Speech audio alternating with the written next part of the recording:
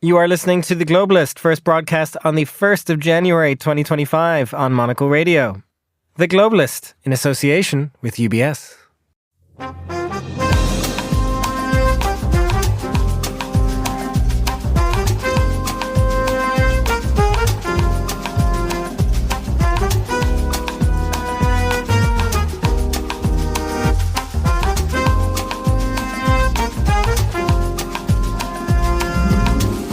Broadcasting from Midori House in London, this is a New Year's Day special edition of The Globalist. I'm Chris Cermak.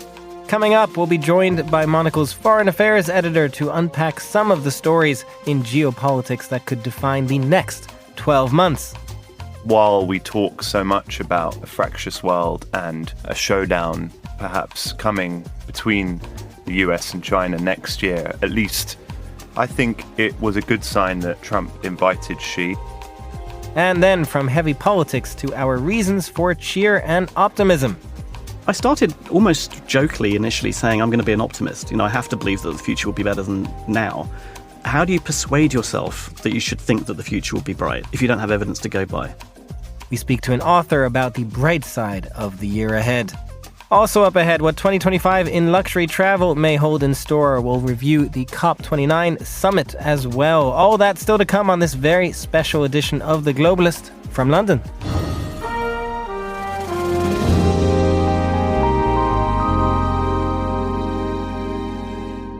This is The Globalist. I'm Chris Cermak. If 2024 was the year of elections, then 2025 will be the year of living with the consequences of those elections. And here to talk us through some of what we can expect is Monocle's own foreign editor, Alexis Self. Lex, Happy New Year to you. Bonne année, Chris. Bonne année. All the good languages we can come up with. Lex, we do have to start with Donald Trump because, of course, he is the talk of, well, everything. He is returning. There will be an inauguration later on this month. One of the interesting questions going into this inauguration at the end of the year was the question of who would go. Donald Trump rather surprisingly invited President Xi of China to come. Xi politely declined that invitation. But nonetheless, does it say something about Donald Trump and how he wants to be perceived, that he would even consider having the president of China attend his inauguration? I'm choosing to see it in a conciliatory light. I think it is a positive that, while we talk so much about a fractious world and a showdown perhaps coming between the US and China next year, at least, almost certainly from an economic perspective, I think it was a good sign that Trump invited Xi. There was lots of reading into what it might have meant and tactically what he was trying to do. There was certainly a feeling that it might have been a way of heaping humiliation on Xi by then allowing the Chinese president to bow down to the American president. Yeah, but also then almost immediately after the inauguration, there was a kind of assumption that Trump might humiliate Xi by even, while the Chinese were on their way back to Beijing, slapping a huge tariff on Chinese goods to kind of show him who's boss. But obviously, being the hopeless optimist, the hope-filled optimist that I am, I choose to see it as a good sign that he was invited in the first place. And I think as to who else will see at the inauguration, well, it'll be all the MAGA worldwide buddies of Trump. It will be Orban, it will be Millet, I imagine, and that gang. That's a sign of the times, perhaps. But as another sign of the times, I think, yes, she perhaps was wishing to avoid any humiliation by politely declining the invitation. But as I said, I think it was a good thing that he was invited. Well, I'm glad you are an eternal optimist, Lex, because that feels like slightly the subject of our show today, given we're also speaking to an author of a book about optimism. And there is another aspect that we were talking earlier that you are perhaps somewhat optimistic about when it comes to Donald Trump and how he will be treating NATO and Ukraine. That is, of course, the big question leading into this year as well. whether a Zelensky is at the inauguration or not. He has already met with Volodymyr Zelensky, obviously wants some kind of ceasefire and peace deal reached as soon as possible once he gets into office. Where does your optimism with that one lie? Well, it lies in the open, I think. There was much conjecture and positing after Trump's election about what it meant for Ukraine specifically, and most of it was negative. And then there's been people trying to divine Trump's tactics more generally, and a lot of talk about the madman theory of foreign relations, going back to sort of President Nixon, although I think Trump makes Nixon look like a village vicar. Again, I'm optimistic. I think there were positive sounds from a European perspective after Trump was elected, and especially NATO's European countries announcing a desire to raise the defense spending obligation to 3% of GDP. I think we're gonna see things like that being announced more this year. Which, whether or not it was a result of coercion or, kind of predicted coercion on the side of Trump, is definitively a good thing, a sagacious thing for European countries to do.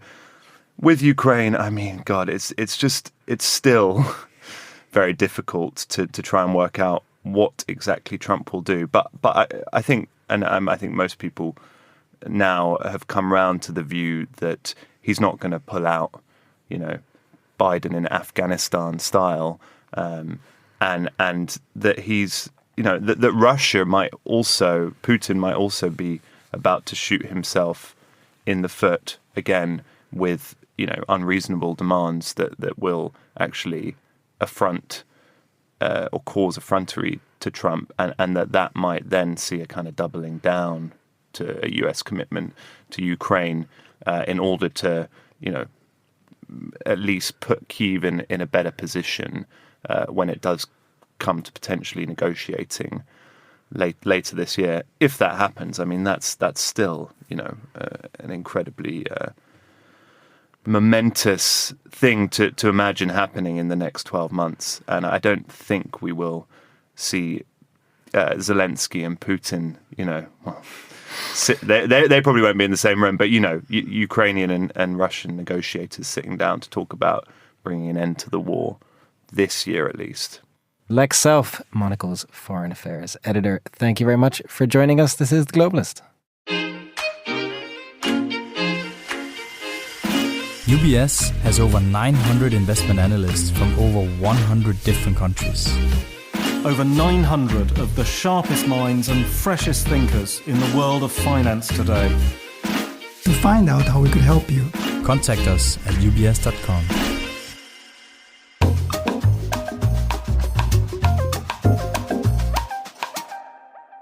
You are back with a special New Year's edition of The Globalist. I'm Chris Cermak. And 2024 has been a pretty tough year by most measures, unless, of course, you are an optimist. And our next guest is exactly that. Right here in the studio to tell us why, despite our reservations, 2025 will be even better is the astrophysicist turned journalist and former New Scientist editor, Shumit Paul Chowdhury, whose book on the science of optimism, The Bright Side, is publishing this month. Shumit, welcome and Happy New Year to you. Happy New Year to you. So, I wanted to start with the start of your book, because it is quite powerful and striking, if I can say, because you start with this idea of essentially optimism out of bereavement, the fact that your wife passed away. Tell us why you chose to start with that. I chose to start with that because that is one of the relatively few moments, that kind of experience is one of the few moments that makes you really kind of reappraise your life. You have to reappraise your life. In a situation like that one specifically, everything that I thought about my life kind of fell away at that moment. And so you have to kind of rethink what you expect from the world. Do you expect good from the world? Do you expect, the world to treat you well? And obviously in that moment, it's hard to think that the world is going to treat you well. It doesn't seem to have treated you well up to that point. But what I realized when in my kind of attempts to get over that, I started almost jokingly initially saying, I'm going to be an optimist. I have to believe that the future will be better than now, because it couldn't be, it couldn't really be much worse for me at that point. And so I thought, well, all right, I'm going to be an optimist. And the more I kind of thought about it, I thought, actually, I've always been an optimist. I've always kind of thought that things will work out pretty well for me. And that's hard to reconcile with my training. I studied as a physicist. I worked as a journalist. These are both occupations in which you're supposed to be hard-nosed and cynical and very evidence-based in the case of the physics stuff, which didn't sit very well with what I thought of as optimism, which I kind of thought was I thought of as this kind of fluffy, everything will be fine, you don't have to worry about anything kind of approach to life. And that was kind of what started me down this quite a long road at this point. I mean, this is now 19 years ago, so it's a long time ago. 20 years ago now. And that's what started me thinking about optimism gradually at first. And then over time, I started to think, this is, actually a big deal. This is actually something that we should be thinking about harder than we do. Is it also about this thing that we often say, I suppose, but that you need to lose something in order to appreciate what you have, what you still have, what you can gain in the future? Is it about that for you, or is it more just about this general optimism that you can still make the future whatever you want the future to be? I think it's a bit of both. I mean, I think what that experience showed me or highlighted for me was that there are always possibilities. And by losing someone, and by losing the things associated with that lifestyle, in many respects, I was quite lucky because I had enough kind of freedom and security to explore the possibilities that opened up. So, you wouldn't call it a positive experience, obviously, but it was an opportunity to explore the possibilities of my life that you don't normally get a second time. Normally, in your life, you get a moment at the outset when you think, this is what I want my life to be. You try and figure it out. You try and get the job you want, the career you want, and so on. And then you're on a course, by and large, for a while. You don't usually get another opportunity in your early 30s, as I was, to think, well, now there are lots of other possibilities. Which of those am I going to try and pursue? It's that question of, sort of reevaluating your life, I suppose, and taking that moment to reevaluate your life. And one other thing that you obviously talk about in this book is the idea that optimism is a belief. It's something that you have to believe in. And explain that a little bit to us, because it did make me wonder, nobody who is a pessimist necessarily wants to be a pessimist. They don't want to believe themselves a pessimist. And yet, nonetheless, to your point, optimism is something you have to try and believe in. Yeah, I think there are various kinds of... So there are lots of different kinds of optimism, which I kind of go into in some detail in the book. So there are various kinds of optimism, but they all share this kind of tendency to... They're all unsupportable. They're all, almost by definition, in the psychological sense, it's very much the psychological definition. And in the other uses of the word, it's also a belief that is unsupported by the evidence at hand. That's not to say that the belief is wrong. It might be wrong, it might be right, but you can't say that on the basis of what you know at that moment. So in that sense, it is a belief. It has to be a conviction. You have to kind of nurture it. Why do some people find it easy? Some people find it hard. That's the question that has to do with, as is always the case with these things, with partly genetics, partly experience, more experience than genetics in the case of optimism, it seems. But, how do you believe something? How do you make yourself believe something? And that's one of the central puzzles that I came across is, how do you persuade yourself that you should think that the future will be bright if you don't have evidence to go by? Especially if you suggest, as you were saying there, that it is about experience that leads people to being an optimist to some degree, but they also have to counter their own experience in order to believe it sometimes. They do have to counter their own experience. And, one of the kind of ways that it's suggested you can improve your personal optimism is this idea of explanatory style, that if when something negative happens to you, you try and challenge yourself to come up with a more optimistic explanation for why that happened than the one that might immediately spring to mind. So to your point about people who are pessimistic and don't necessarily want to be pessimistic, if you are, if the first expression that comes to mind is, this is my fault, this always happens to me because it's the way that I am, that's a pessimistic reading of the situation. And so the argument that's made is, if you kind of catch that thought and say, actually, I don't want to think that way, I want to think about this, I'm going to reframe this, whatever's happened, and I'm going to think about it in a more positive light. If you do that over and over and over again, you gradually start to think like that automatically, and maybe that's how you transform yourself into someone who's more optimistic. Shimon Paul Chattery, author of The Bright Side, Why Optimists Have the Power to Change the World. Thank you very much for joining us. This is The Globalist.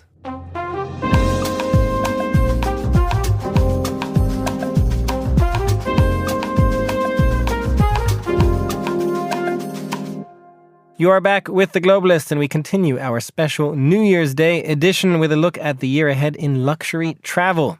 Henley Vasquez is a travel expert and the co-founder of tech-forward travel agency Fora. He spoke with Monocle's Emma Nelson, who started by asking about some of the trends shaping the industry right now. Post-COVID, a lot of remote work. Many offices have called workers back into the office, mine included, but there is still the persistence of flexibility there. And so I think we see two trends happening. One is, okay, we're watching the ease of airlift into certain destinations driving a lot of travel. So people can get to places with one stop instead of two. Great, they're more likely to go there. Or two stops instead of three. Fantastic.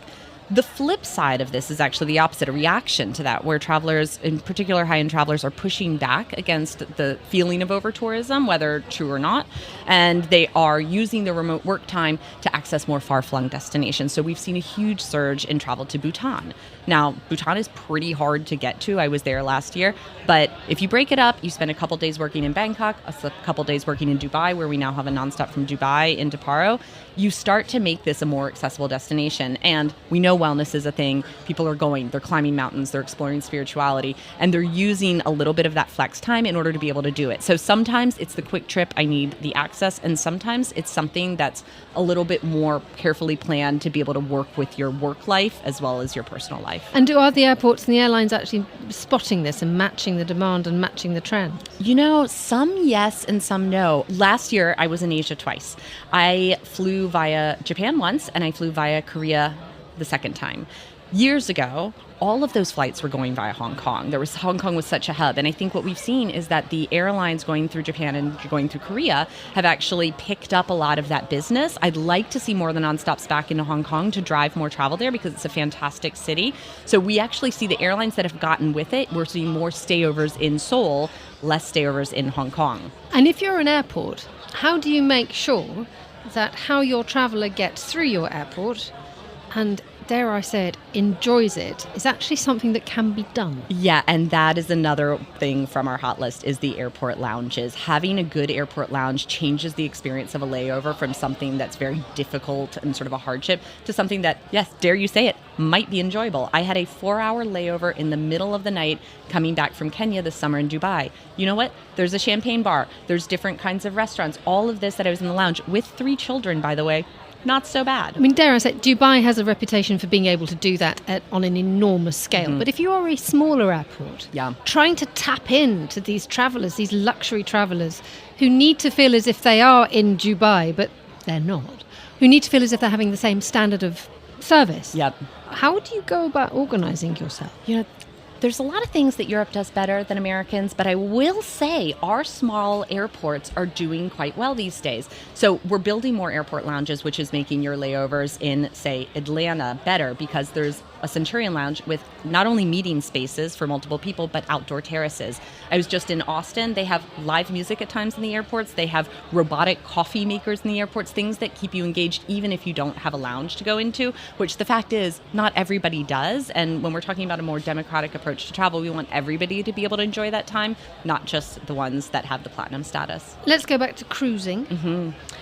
Who is your target market for this? Or who are the cruise companies' target market for this? Because, dare I say it, there's a narrative going on at the moment, which is younger people are the ones who have the disposable income, who are prioritising experience over things.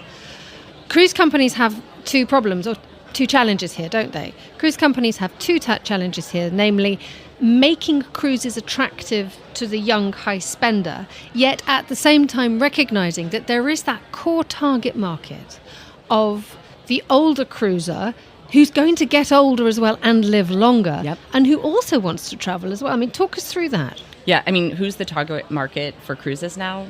Who isn't the target market for cruises, I think, is really the question. And there's no one. It's really everyone at this point. It's families, it's singles, it's couples, it's older couples, it's younger groups that are traveling together. And that is what we're seeing happening. So look at Virgin Voyages. Virgin Voyages came out with something entirely differentiated. And I've been on one, and it isn't just the young party people on there. It's also couples. It's also older groups that are on there. So I think you see something that's really inclusive of anybody from like the LGBTQ traveler to somebody who did a wedding on board. So Virgin Voyages has sort of burst into the market, showing us that cruise can be different, cruise can have good design, great food. If you're a hospitality company, what should you be leaving behind? What do we ditch in 2025? What do we ditch? Well, we were just talking about QR codes, and I would love to never see a QR code on a hotel room menu ever again. I actually think that what is true luxury, and when I say luxury, I don't mean expensive. I mean, what is it that engages you with, whether it's a ship, whether it's a hotel, whether it's a restaurant, is the personality of it. So what they should ditch is having things be too rote, too by the rule book. What they should lean in on is how to tell their own story, how to engage with their own personality. Who does that well? I think Roccoforte does that really well, either a family-owned brand. I think Hotel Esencia, it does that really well in Mexico, of telling sort of a true story of what's the history of this property and why you should go there. Those are just a few, but there's a lot of great ones out there. Henley Vasquez there in conversation with Emma Nelson. This is The Globalist. UBS is a global financial services firm with over 150 years of heritage. Built on the unique dedication of our people, we bring fresh thinking and perspective to our work. We know that it takes a marriage of intelligence and heart to create lasting value for our clients. It's about having the right ideas, of course, but also about having one of the most accomplished systems and an unrivaled network of global experts. That's why at UBS, we pride ourselves on thinking smarter to make a real difference. Tune in to The Bulletin with UBS every week for the latest insights and opinions from UBS all around the world.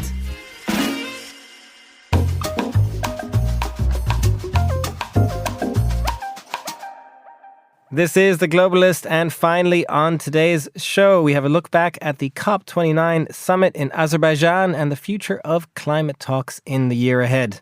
Yuhan Cicely Zheng is program leader at the Climate and Sustainability Task Force, and Bodhi Patil is founder and CEO of Inner Light, an award-winning ocean climate solutionist from Canada. Both attended the summit this year with One Young World, which is championing youth representation worldwide. They join Monocle's Tom Webb for their take on the talks.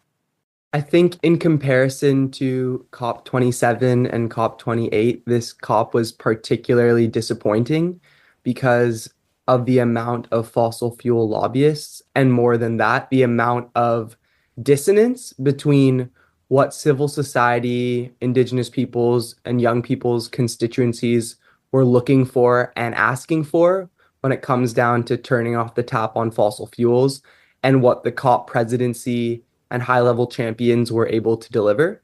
And I think despite the incredible amount of work that went into this from Youngo and the Indigenous Peoples Caucus and other youth and indigenous groups, including a Wisdom Keepers delegation that I attended COP with, a group of indigenous leaders focused on planetary guardianship, the outcomes on having $300 billion of climate finance as compared to the trillions we need was insufficient, and there is a lot of work ahead that we must continue to mobilize and rally for, particularly within public-private partnerships, public-private finance, and really the private sector bringing in the finance we need to solve the climate crisis.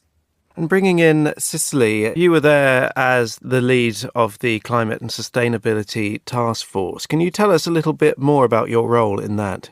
Sure. And also so this time together also with the One Young World, like an ambassador that in the Global Youth Security Council, but together with the Climate and Sustainability Task Force, actually it's affiliated with the world's largest engineer and electric, like IEEE, which is kind of like a practitioner's word in terms of the engineers and electricians, which build the bricks and brotos for the energy, for the climate engineers and something for that.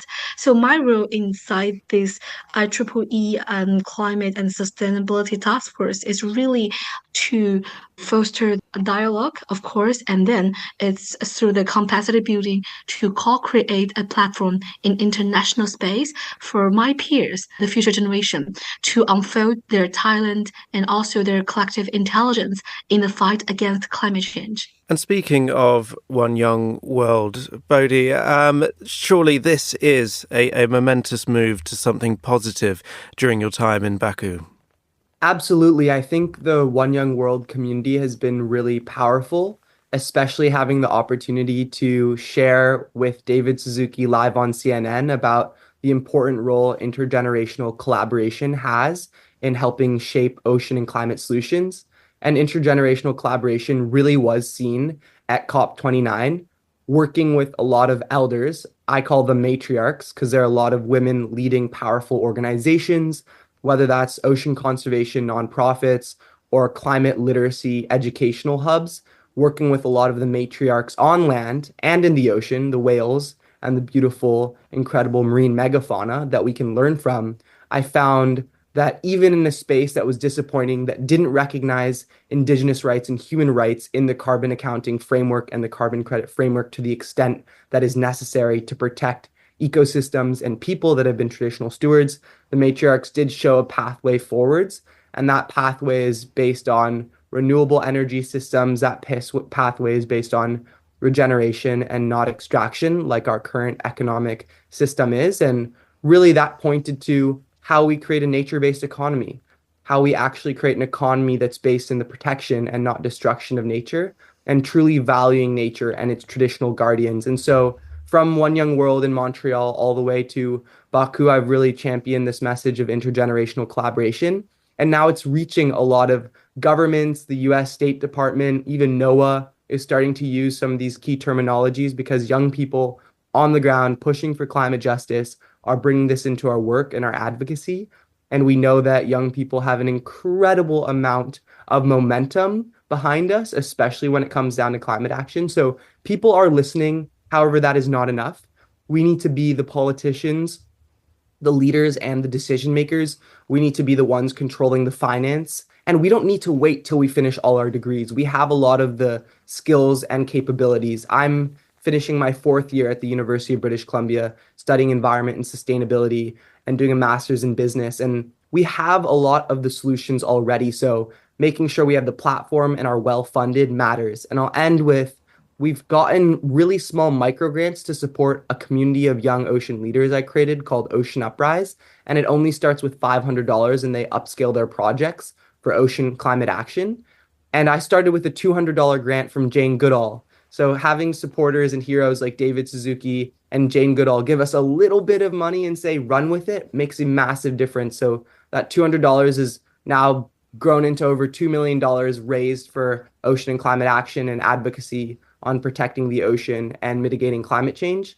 And there are huge wins when you give young people the room to run. It's an incredible story. And while you are talking about solutions, looking at the world of oceans, which is something that you're very passionate about and you work in, what are your sort of top ocean solutions that you're currently looking at? What opportunities are out there? Number one is protecting ocean carbon sinks. The ocean is the largest carbon sink on Earth. The ocean controls heat flows, pumping warm water from the equator to the poles and cool water from the poles to the equator. And what's happening as these deep sea ecosystems are now under threat. So my number one solution is actually ending an extractive industry called deep seabed mining so that we can ensure the ocean and our deep sea, the regulator of our heat and carbon, an ecosystem that's taken millions of years to grow with beautiful benthic creatures down there, 6,000 meters below, is protected and the carbon can be stored for millions more years to come. And my second and third largest ocean solutions are number two, investing in indigenous-led ocean conservation. Indigenous people protect 80% of global biodiversity, yet receive less than 1% of all climate finance. And when you have that type of outsized impact for very little investment, it's a clear opportunity, especially for governments and the private sector, to grant, to fund, to invest in indigenous communities protecting blue natural capital. or ocean ecosystems that sequester carbon, provide habitat, and extreme biodiversity measures.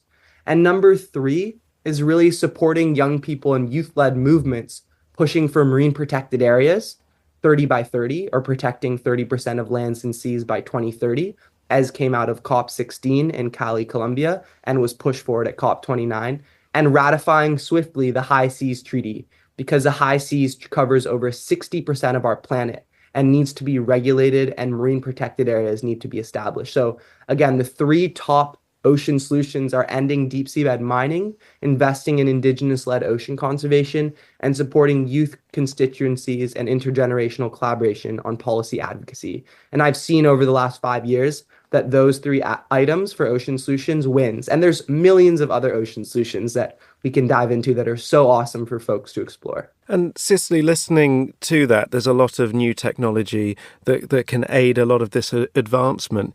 You are looking at AI systems and the digital ecosystems that could help fight climate change. What trends are you looking at? What opportunities can you see ahead? Okay, thank you so much. So actually, I just want to briefly respond to what Bondi said just now, because we mentioned about the ocean and deep sea mining, because actually I'm doing my PhD, I'm an energy person. So I also chair, there's a young energy working group under the Economic Commission for Europe. So just this year, we have published a guidebook, which is called the Intergenerational Justice under the critical minerals. So where we also talk about the things that the current clean energy technology or alien technology that we have, they might not be sustainable that in the whole supply or value chain, in terms of if we want to manufacturing those renewable energy technology, we need a large amount of the critical resources, critical minerals. Sometimes it involves the deep sea mining and so much overarching impact in the environment part. So this is this thing that we are keep talking about and also keep resonate, because no matter what technology that you are mentioning now in terms of the climate change or the energy transition, the core of this is the science, is the climate science. So this is one point that I am learning from all the negotiation and all the communication with the people on ground.